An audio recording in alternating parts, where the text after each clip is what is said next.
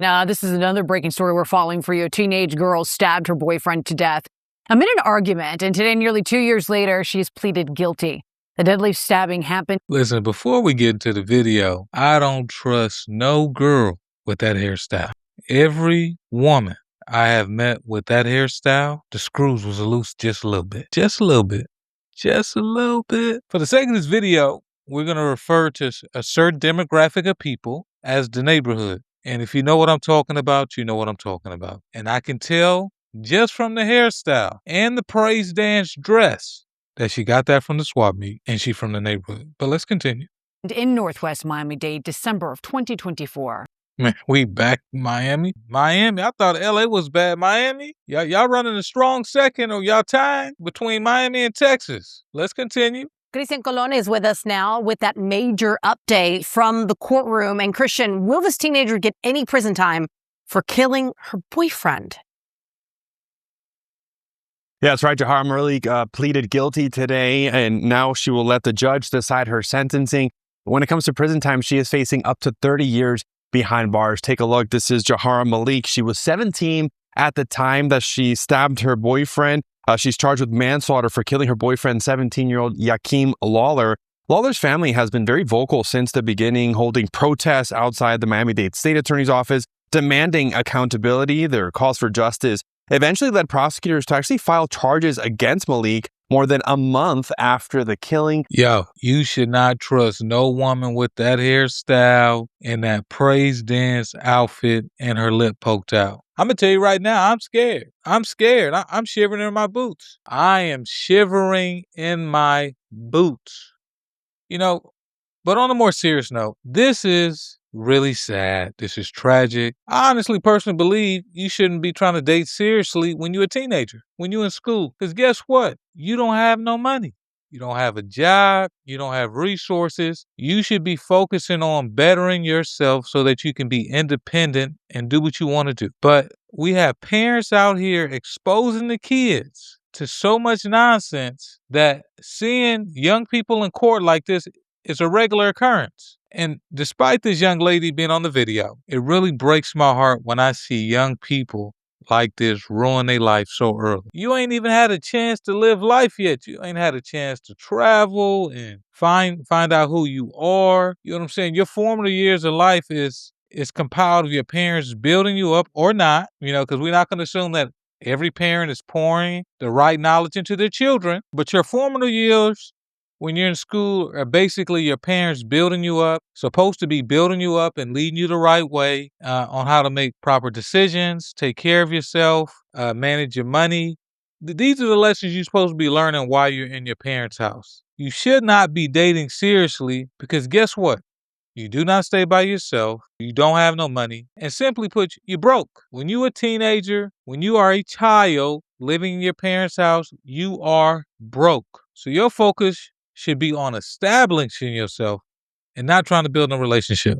Today, nearly 2 years later, the case will not go to trial. There was no plea offer. Instead, Malik pleaded guilty and will allow a judge to decide her punishment. The victim's family says they want the max here, which is, like I mentioned, 30 years in prison. Let's listen to what they told us. I want the max. That's what I want.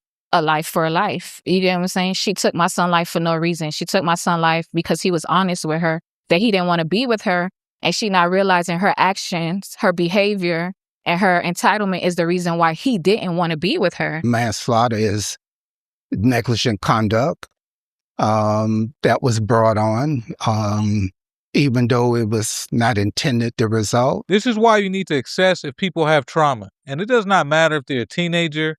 They could be in their 20s, 30s, 40s, whatever. This is why you need to assess if somebody has trauma. If someone has serious unresolved trauma, they are a ticking time bomb. It is a failure to yourself to assume that people have a normal thought process and they have not healed or sought out for help for their trauma. From the information that's being presented in this video, it sounds like he told her he didn't want to be with her no more. She blacked out and did something that she's now regretting.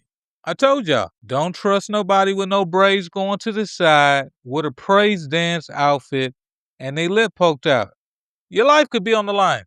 Now, y'all may disagree with me down in the comments, but as someone that grew up hood adjacent, now let's be very clear.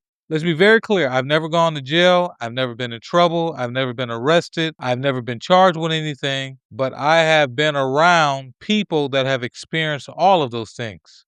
I grew up close enough to the hood activity to understand and digest I didn't want to go to prison or jail. And unfortunately, due to unhealed trauma and things this young lady has experienced in her life, she's now about to go spend upwards of 30 years in prison. I want y'all to digest that, y'all. 30 years in prison. They said this happened 2 years ago when she was 17. She's now 19. So let's just say, let's do hypothetical. If she has to do 30 years, she will not get out until she is 49. I want y'all to digest that. 49 years old. That is half your life gone. Over nothing. Over nothing. Listen, if you're going to go to prison, go to prison for a cause. Go to prison for a real reason, a legit reason. You know what I'm saying? You was defending yourself. So someone assaulted you inappropriately. Someone was doing something to your parent and you took them out. Listen, if you're going to go to prison, make it count. But don't go to prison because somebody you was dating in high school broke up with you. Like, that just, if you sit back and think about it, that just sounds crazy. That is crazy, y'all. Y'all let me know down in the comments. There's nobody that I talked to in high school that was worth killing over. True story. When I was growing up, there was no camera phones. There was no sidekicks. There was no iPhones. I literally grew up with the internet as it was being developed. And I remember we used to go to the mall and take pictures, and we was actually using the mail. We would write letters to girls and put a picture of ourselves in the mail. And if y'all think I'm lying, I still got the box of pictures that all the girls sent me back when I was a kid. I still got it at my house in a Nike box at my mama's house. Howsoever, I remember I sent a letter to a girl with my photo. She rode to my house on the bike. She said I was fat and I was ugly. She said I was fat and ugly, y'all. And I'm going to let y'all know in a moment, man, you know, I was always a kid that had weight issues. So, okay, let's be clear. I wasn't like obese as a kid, but I definitely was chunky certified. Okay, we'll say that. I was definitely chunky certified. And compared to the rest of my cousins, I was the bigger cousin. Okay, we just gonna keep it 100. I was the bigger cousin. All my other cousins was like, you know, if we're gonna do waist size, they was like, you know, 28, 29s or 28 to 30 pant size. Me in high school, junior high school, I was pushing like 38, 40, 38, 42. So, you know, listen, y'all blame my daddy. Blame my daddy because even to this day, I still got hips. But back on topic, we're going to stay on topic here. The girl said I was ugly and I was fat. But even with all that, I never had the idea to go kill her on her bike that she rode to my house. So what I'm simply saying is that to all the young people, to the parents that have young teenagers or preteens, please pour into your children. Please encourage them to discover who they are, build them up through God, because I'm telling you, from a person on the outside that is observing this video, it is a sad situation to see your child make a decision that is going to ruin their life for the next 20 to 30 years. Do you know how much the world is going to change in 20 to 30 years? A lot. But let's hear what else they have to say. It says a whole lot, as far as I'm concerned, her recognizing and accepting responsibility.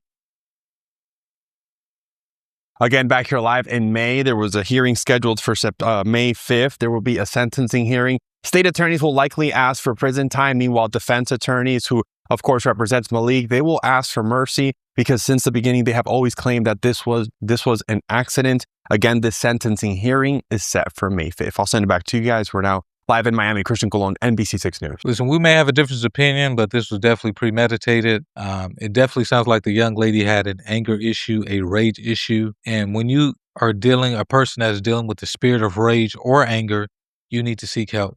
Why? Because when you get angry or when you get upset and you black out, you do things under demonic influence that you do not recall later on. And guess what? Even though you do not recall it, you still have to serve the time for your crimes. So at the closing of this video, prayers to the young lady, prayers to the victim, prayers to both families. I pray that this young lady gets closer to God. I pray she receives the help that she needs. But every time I see one of these videos come across the internet or even in my inbox, I just want to let you know it breaks my heart. It breaks my heart.